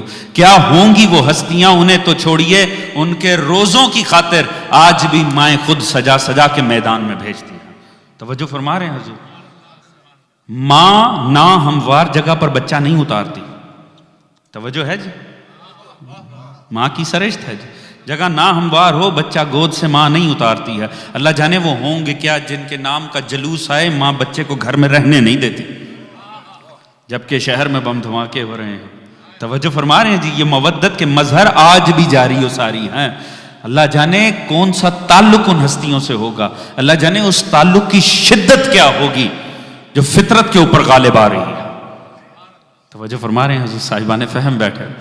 اچھا اسی کو دیکھیں نا, یہاں پر ایک بڑا خوبصورت انہوں نے ایک محاورہ استعمال کیا, اور محاورے سے لطیف بات ہے, لطیف انداز ہے. اس کی گہرائی میں کسی دوسرے رخ میں سوچنے کی ضرورت نہیں ہے کیونکہ اضافی سوچیں بھی انسان کو پریشان ہی کرتی ہیں. اس کو بڑے لطیف انداز میں سنیے گا. وہ فرماتے ہیں رشتہ کون سا قائم کرنا. ہم اب اس کا بنیادی ترجمہ جو کرتے ہیں مودت کرو قربا سے, ایسے ہی ہے نا جی. ہم یہ کہ سوائے اس کی کوئی اجر نہیں چاہتے مگر یہ کہ مودت کرو قربا سے. اچھا اب آیت بظاہر کیا ہے؟ لا اسألکم علیہ اجرا الا المودۃ فی القربا. مودت کرو فی القربا, قربا میں, من القربا نہیں, فی القربا. توجہ فرما رہے جی. اب ترجمہ کیا ہے با محاورہ قربا سے. اچھا وہ فرماتے ہیں فی القربا مودت کرو قربا میں, یعنی تعلق کون سا قربا سے رکھنا ہے؟ فی کا تعلق قائم کرنا. مودت فی القربا, یہ فی کا تعلق بڑی لطیف بات ہے, مطلب کہ لطف لینے والی بات ہے. فرماتے ہیں یہ فی کا تعلق سمجھ میں آ جائے نا, فی سمجھ میں آ جائے تو ان سے تعلق کیا ہونا چاہیے, اس کی شدت کیا ہونی چاہیے, اس کا لطف کیا ہونا چاہیے, وہ کھل کے سامنے آ جاتا ہے. توجہ ہے جی, آپ حضرات میرے ساتھ توجہ رکھیں. کون سا تعلق رکھنا ہے؟ فی کا تعلق قائم کرنا ہے. اب وہ اس کو ایک بڑی لطیف مثال دیتے ہیں, بنیادی طور پہ صرف لطف لینے والی بات ہے. توجہ فرما رہے ہیں جی. فرماتے ہیں فی سمجھ میں آ گیا نا تو فی کی تعلق سمجھ میں آ گیا, پھر سمجھ میں آ جائے گا ان سے تعلق کیا ہونا چاہیے, اور وہ تعلق کھل کے سامنے آ جاتا ہے. اب ایک محاورہ وہ استعمال کرتے ہیں, محاورے سے بس فی میں بدل دیں کہ میں کا معنی کیا ہے, فی کا معنی کیا. السمو کو فی الماء, مچھلی پانی میں. توجہ ہے جی. وہ فرماتے ہیں یہ فی کے تعلق کو سمجھنے کے لیے نا بہت آسانی سے میں سمجھ میں آ گیا, فی کا رشتہ سمجھ میں آ گیا تو سارا لطف ہی آیت کا کھل کے سامنے آیا. مودت کس قسم کی کرنی ہے؟ قربا میں. فی کا رشتہ تعلق کرنا ہے قربا سے مودت کا, اور مچھلی پانی میں, فی الماء پانی میں. فرماتے ہیں فی کا رشتہ سمجھنا کسے کہتے ہیں؟ مچھلی کو نا تھوڑی دیر کے لیے اٹھا کر پانی سے نکال کر باہر رکھ دیجئے, اس کا فی کا تعلق توڑ دیں پانی کے ساتھ. توجہ فرمات, بڑی لطیف بات ہے خدا کی قسم. فرماتے ہیں وہ تب تک تڑپتی رہے گی جب تک دوبارہ فی کا رشتہ نہ جڑ جائے. مودت فی القربا, فرماتے ایسا تعلق ہونا چاہیے قربا مصطفیٰ سے کہ اگر ان سے دوری ہونا تو زندگی حرام ہو جائے. اللہ اکبر, توجہ فرما رہے ہیں جی. اگر وہ ان سے دوری ہو جائے سانسیں اکھڑنی شروع ہو جائیں, اگر ان سے دور ہو تو زندگی کا لطف حرام ہو جائے. توجہ فرما رہے ہیں جی. جب تک دوبارہ فی کا رشتہ نہ جڑ جائے سکون ہی میسر نہ آئے. توجہ فرمائے. فرماتے ہیں تعلق سمجھنا ہے قربائے مصطفیٰ سے کیسا تعلق رکھنا تو بڑا آسان ہے. مچھلی کو پانی سے نکالو اور اٹھا کر باہر رکھ دو. فرماتے ہیں جب تک اس کے جسم میں جان ہے وہ تڑپتی رہے گی. اور یاد رکھو فی کے رشتے کی شدت کو سمجھنا ہے تو پھر ایکسپیریمنٹ کر کے دیکھ لینا. اگر زیادہ دیر گزر گئی اور فی کا رشتہ نہ جڑا تو وہ مر ہی جائے گی. مودت فی القربا, ایسا تعلق بناؤ آل محمد سے کہ اگر آل محمد سے جدائی ہو تو پھر زندگی ہی موت میں تبدیل ہو. توجہ فرما رہے ہیں. پھر ایسی زندگی ہونی ہی نہیں چاہیے, سانسیں اکھڑ جانی چاہیے, وہ تعلق ہی زندگی کی ڈور کا ٹوٹ جانا چاہیے. اگر آل محمد سے دوری ہو تو پھر زندگی نہ ہو, وہ موت ہے. اور فرماتے ہیں یہ فی کا رشتہ اتنا مضبوط ہے, اس میں اتنی طاقت ہے, یہاں تک بھی معاملہ کھڑا نہیں ہوتا. ہاں اب مر گئی ہے نا, ٹکڑے ٹکڑے کر لو. توجہ ہے جی, بات سمجھ میں آئے جی حضرات. ٹکڑے ٹکڑے کر لو, تل لو اور کھا لو. جب تک اس کا کوئی ایک ٹکڑا بھی اپنے جسم میں ہے نا تو پانی کی پیاس محسوس ہوتی رہے گی. توجہ ہے جی. وہ فی کا رشتہ مر کے بھی نہیں ٹوٹ رہا. مودت فی القربا, ایسا تعلق ہونا چاہیے آل محمد سے کہ اگر زندگی کی ڈوری ٹوٹ بھی جائے, ظالم ٹکڑوں میں بھی بدل دے تو ہر ٹکڑے سے آل محمد ہی کی صدا آنی چاہیے. توجہ فرما لیں. مودت فی القربا, توجہ ہے جی. ایسا تعلق قائم ہونا چاہیے آل محمد کی ذات سے کہ زندگی بھی اگر بیچ میں حائل ہے چاہے یہ بھی حائل نہ رہے. اگر ان سے دوری ہو تو موت ہی واقعہ ہو جائے. جو ان سے دور ہو کر وقت گزرے وہ بے چینی کے عالم میں وقت گزرے. توجہ ہے جی. یعنی حضور اب معاملہ یہ ہے, ایسا تعلق ہے, ایسا تعلق چاہیے, یہ ڈیمانڈ ہے. تو وہ نہ متوجہ ہو جو یہ سمجھتا ہے کہ نامہ اعمال بڑا طاقتور ہے, مگر ہر وہ جسے شفاعت مصطفیٰ کی ضرورت ہے, ہر وہ جسے اپنے نامہ اعمال کی حقیقت کا پتہ ہے, وہ ضرور اس بات پر متوجہ رہے کہ شفاعت رسول چاہیے تو آل محمد سے فی القربا سے مودت کا تعلق ہو. توجہ فرما رہے ہیں. تو اس کا مطلب ہے یہ تعلق یہ ہے کہ اگر دوری ہو تو سانس اکھڑنے لگے, زیادہ دوری ہو تو موت واقعہ ہو جائے. یہ ایسا تعلق کہ بس اپنے آپ کو ضم کر لینا کردار آل محمد. پر حضور پرابلم ہے, یوں ہی نہیں پروردگار نے اتنے لطیف انداز میں بات کی. مسئلہ ہے, ہمارا مسئلہ یہ ہے, میں نے کل ادارے میں مثال دی, مومنین کو لطف آیا تو میں اگر آپ کی اجازت ہو تو میں مثال آپ کے سامنے پہ کروں. مسئلہ یہ ہمارا بڑا لطیف انداز, ہمارا ایک مختلف ہی انداز ہے. اور وہ کیا انداز ہے, اس کو اگر سمجھنا ہے نا تو اس کو سمجھا جا سکتا ہے تاریخ کے کردار سے. تاریخ نے ایک کردار بتایا ہے ابو ہریرہ. یہ صاحب جنگ صفین میں موجود ہیں. معاملہ یہ تھا کہ جب بھی عبادت کا وقت آتا تھا نا, نماز کا وقت آنا, ان صاحب نے مولا امیر کے لشکر میں آ جانا, مولا کے پیچھے کھڑے ہونا, عبادت انجام دینی. جب کھانے کا وقت آنا نا تو ان صاحب نے مولا کے لشکر سے نکلنا اور حاکم شام کے لشکر میں چلے جانا. اور پھر بڑی طویل جنگ تھی, 3-4 ماہ میں وہ 70 کے قریب لڑائیاں ہوئیں. 3-4 ماہ تھے تو لڑائی بھی ہوا کرتی تھی. اکثر بہت سارے دن نہیں ہوتی تھی, صبح بھی ہو گئی, شام بھی ہو گئی, رات بھی ہو گئی. تو جب جنگ کا وقت آنا تو بیچ میں ایک اونچے ٹیلے پہ بیٹھ جانا اور اطمینان سے جنگ کا نظارہ کرنا. توجہ ہے جی. کسی نے پوچھا سرکار بڑی تعجب کی بات ہے, آپ نے دونوں طرف ہی تعلقات بنا رکھے. تو فرمانے لگے دیکھیے بات یہ ہے کہ عبادت کا لطف آتا ہے علی کے پیچھے، کھانے کا لطف آتا ہے حاکم شام کے دسترخوان پر، تو صاحب جہاں لطف آتا ہے وہاں ہم توجہ فرما رہے ہیں جی۔ حضور یہ مثال مطلب کہ دینے کا کوئی مقصد تھا، وہ ایک مائنڈ سیٹ کو بیان کر رہا، ایک رویے کو، یہ رویہ آج تک موجود ہے۔ ایسا لگتا ہے ہم میں بھی ایک چھوٹا چھوٹا نا ابو ہریرہ بیٹھا ہوا ہے کہیں نہ کہیں، جسے مجلس کا لطف آتا ہے امام بارگاہ میں، جس کو عزا کا لطف آتا ہے اہل بیت کے ساتھ، جیسے خوشی کا موقع آئے نا وہ فوراً بنی امیہ کی تہذیب میں، توجہ فرما رہے ہیں، یہ لگتا ہے ہم میں۔ ویسے ابو ہریرہ 1400 سال میں کبھی شیعت کے کام نہیں آئے ہوں گے، آج دیکھیے کیسے کام آ رہا ہے، ہاں جی، اس پہ بھی اس طالب علم کو دعا دیجئے گا، توجہ ہے جی، غور کیجئے گا، ایک مائنڈ سیٹ ہے، توجہ فرما رہے ہیں۔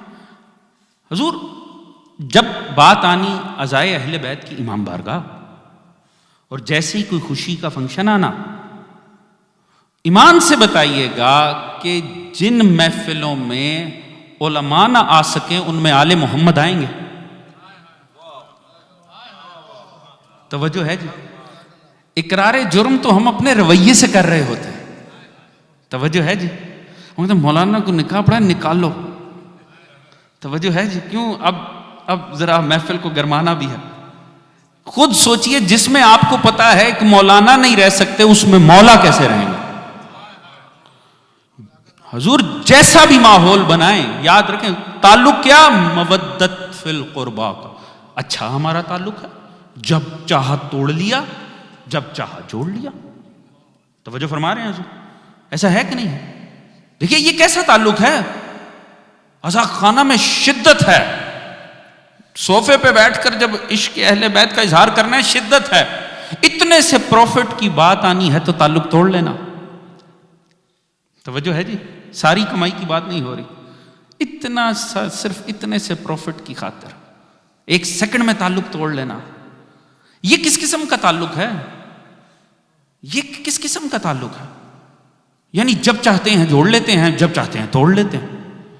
فی القربا، مودت فی القربا، ڈوب جائیے آل محمد میں، ایسے نہیں کہ جب چاہا تو باہر نکل کر سن بات بھی لے لیا، توجہ ہے جی، جب چاہا ڈوب گئے، حضور نہیں، ایسا تعلق جوڑیے جو جتنا غم کی محفل میں جڑا ہو اتنا ہی خوشی کی محفل میں بھی جڑا ہو، توجہ فرما رہے ہیں، جیسا وہ عزا خانہ میں جڑا ہو ویسا ہی وہ بزنس میں بھی جڑا ہو، جیسا وہ گھر میں جڑا ہو ویسا ہی وہ آفس میں بھی جڑا ہو، توجہ فرما رہے ہیں۔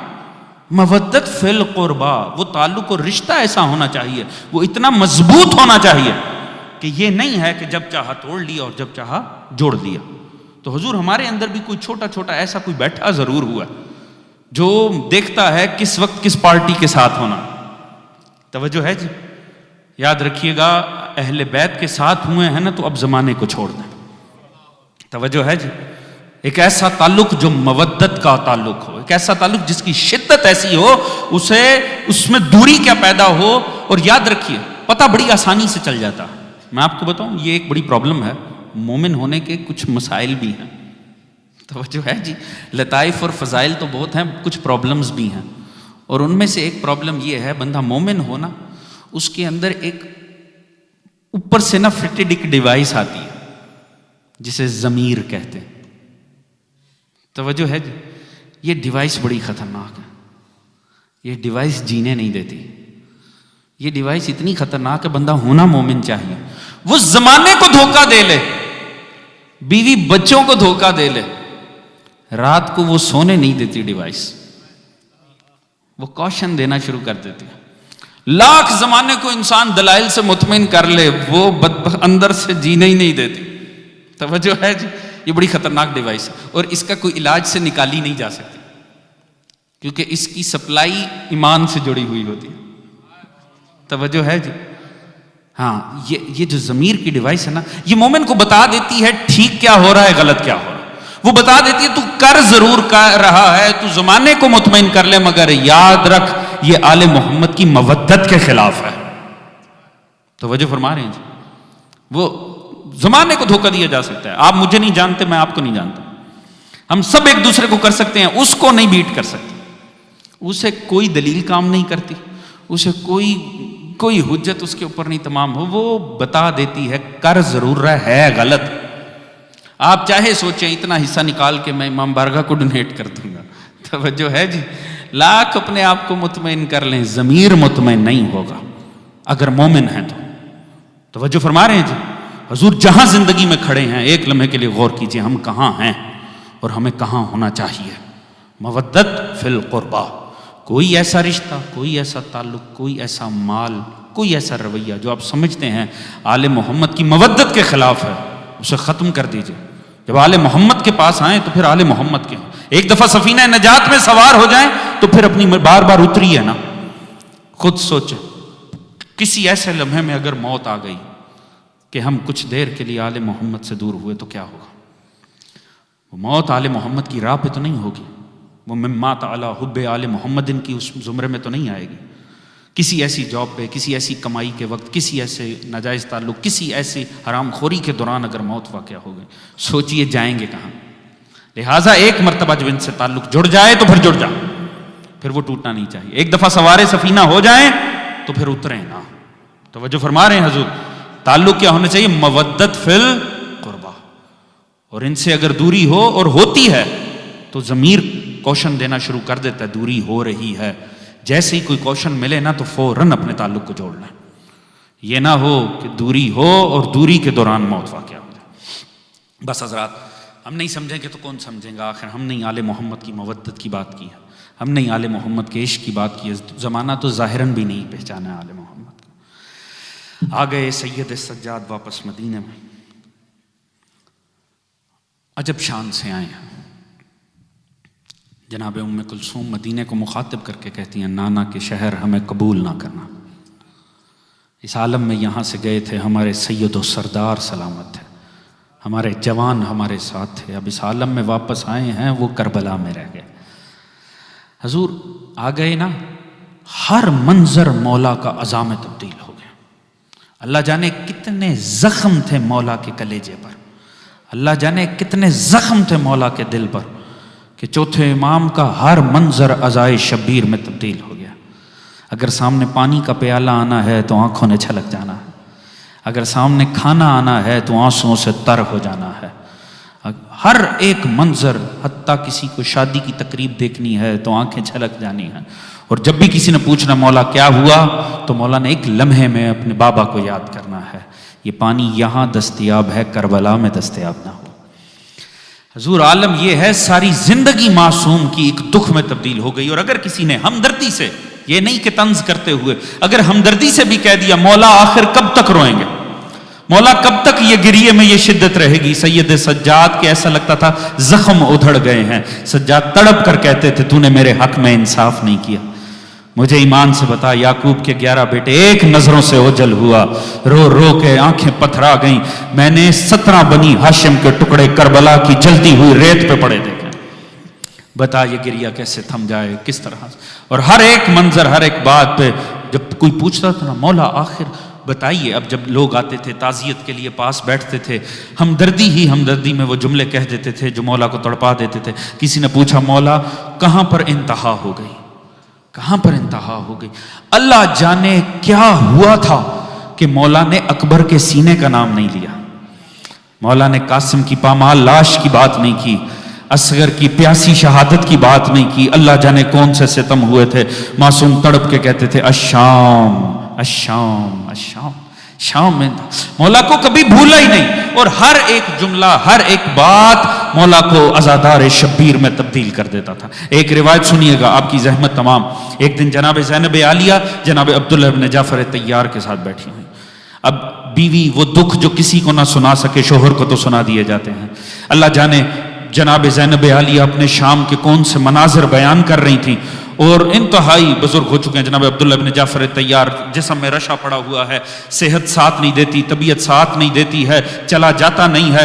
مگر جب جناب زینب نے کوئی ایک منظر بتایا نا شام کا. ایک مرتبہ جناب عبداللہ ابن جعفر طیار خدا جانے کتنی مشکل سے اپنے آپ کو کھڑا کیا, ایک دم جلال میں آ گئے, اپنے ملازموں کو صدائیں دینی شروع کی, ان سے کہا تلواریں ساتھ لے لو. جناب زینب نے پوچھا آقا آپ کس تیاری میں ہیں, کیا کرنا چاہتے ہیں؟ فرمایا میں شام جانا چاہتا ہوں, میں یزید سے انتقام لینا چاہتا ہوں. جناب زینب عالیہ فرمانے لگی آپ کا جسم ساتھ نہیں دیتا, آپ کی صحت درست نہیں ہے, آپ بیٹھ جائیے. مگر جناب عبداللہ ابن جعفر طیار انتہائی غضب کے عالم میں تھے. جناب زینب عالیہ نے دیکھا یہ اس طرح سے نہیں رکیں گے. ایک مرتبہ جناب سید سجاد کو بلا لیا, کہا بیٹا سجاد انہیں روک لو, ان کا جسم ساتھ نہیں دیتا, یہ کچھ اپنے آپ کو نقصان نہ پہنچا لیں. مولا سجاد آئے, مولا نے جناب عبداللہ ابن جعفر طیار کو سمجھانا شروع کیا, تسلی دینی شروع کی. پوچھا آخر کیا ہوا, آپ کیوں اس طرح سے تڑپ رہے ہیں؟ کہا بیٹا سجاد تم نے سنا نہیں, مجھے زینب بتا رہی ہیں میری زندگی میں یہ بھی ہوا کہ زینب کو دمشق کی سڑکوں پہ ترک و دیلم کی کنیزوں کی طرح گھسیٹا گیا. جب اتنا کہا نا, ایک مرتبہ سید سجاد بھول گئے عبداللہ ابن جعفر طیار, سینے پہ ہاتھ رکھ کے خود زمین پہ بیٹھ گئے. کہا عبداللہ آپ نے تو فقط سنا, آپ سے گوارا نہیں ہوا, آپ سے برداشت نہیں ہوا, میں نے شام کی سڑکوں پہ کنیزوں کی طرح گھسیٹتے ہوئے ان آنکھوں سے دیکھا ہے, میں نے تازیانے کھاتے ہوئے اپنی آنکھوں سے دیکھا. لعنت اللہ علی قوم الظالمین وسعالم الذین ظلموا یا منقلبا ینقلب. یا اللہ یا رحیم یا کریم یا مقلب القلوب والابصار یا مدبر اللیل والنہار. تجھے واسطہ بنتن پاک بارہ امام چہار معصومین علیہ الصلوۃ والسلام کا. پروردگار جتنا ذکر اذکار کیا گیا اسے اپنی بارگاہ میں قبول منظور فرما. پروردگار آج کی اس مجلس سے عزا کا اجر و ثواب ہدیہ کرتے ہیں, اسے مرحومہ انیس فاطمہ بنت محمد نواب کی نامہ اعمال میں درج فرما. پروردگار مرحومہ کی عالم برزخ کی منازل کو آسان فرما, انہیں کنیز جناب سید سلام اللہ علیہ کے طور پہ محشور فرما. پروردگار عالم ان سمیت تمام مرحوم مومنین و مومنات اور ہم سب کو آخرت میں شفاعت محمد و آل محمد سے بہرہ مند فرما. آل محمد کے ذکر کے صدقے میں جتنے بیمار ہیں خصوصاً پروردگار تجھے واسطہ محمد و آل محمد کا, خصوصاً شرازی صاحب کی بیٹی بیمار ہیں اور جتنے بھی بیمار کمیونٹی میں افراد ہیں پروردگار سبھی کو صحت کاملہ و عاجلہ عطا فرما. آل محمد کے ذکر کے صدقے میں تمام مومنین کی تمام تر نیک دلی شرعی حاجات کو قبول و منظور فرما. پروردگار تمام مومنین کے رزق, عزت, دولت, علم, فہم, شعور, صحت میں برکت عطا فرما. سبھی کے شرم, عزت, پردے, جان و مال کو محفوظ فرما. خصوصاً مقامات مقدسہ آل محمد کی حفاظت فرما. جو جوان اس راہ میں ڈٹے ہوئے ہیں مزید استحکام عطا فرما. دشمنان مکتب اہل بیت اگر قابل اصلاح و ہدایت ہیں انہیں ہدایت عطا فرما, قابل ہدایت نہیں ہے نیست و نابود فرما. امام زمان علیہ الصلوۃ والسلام کا ظہور جلد فرما. ہم سب کو معصوم کی سپاہ میں شامل فرما. پروردگار سبھی مومنین جہاں کو آپس میں اتفاق, اتحاد, پیار, محبت, خلوص, اخوت, مودت کی دولت عطا فرما. پروردگار ہم سب کو سیرت محمد و آل محمد پڑھنے, اسے سمجھنے, اپنی ذات اور اپنے گھرانے پر نافذ کرنے کی توفیق عطا فرما. ہماری آنے والی نسلوں کو تا صبح قیامت حبداران, عزاداران, محبان, مطیعان, عاشقان اہل بیت میں شمار فرما. ہم سب کا خاتمہ بالحق بالخیر فرما, اور آخرت میں ہمیں بھی مظلوم کربلا کی جناب سیدہ کائنات کی رسول اللہ کی شفاعت سے بہرہ مند فرما. تمام مرحوم مومنین و مومنات کے لیے, خصوصاً مرحومہ انیس فاطمہ کے لیے اور دیگر مرحومین کے لیے, شہدائے ملت جعفریہ کے لیے, اپنے اپنے مرحومین کے لیے. فاتحہ. بسم اللہ الرحمن الرحیم. الحمدللہ رب العالمین الرحمن الرحیم مالک یوم الدین. ایاک نعبد و ایاک نستعین اهدنا الصراط المستقیم صراط الذین انعمت علیہم غیر المغضوب علیہم ولا الضالین. بسم اللہ الرحمن الرحیم. قل هو اللہ احد اللہ الصمد لم یلد ولم یولد ولم یکن له کفوا احد. بسم اللہ الرحمن الرحیم. قل هو اللہ احد ولم یکن له کفوا احد. بسم اللہ الرحمن الرحیم. قل هو اللہ احد اللہ الصمد ولم یکن له کفوا احد. اللهم صل علی محمد. ماتم حسین.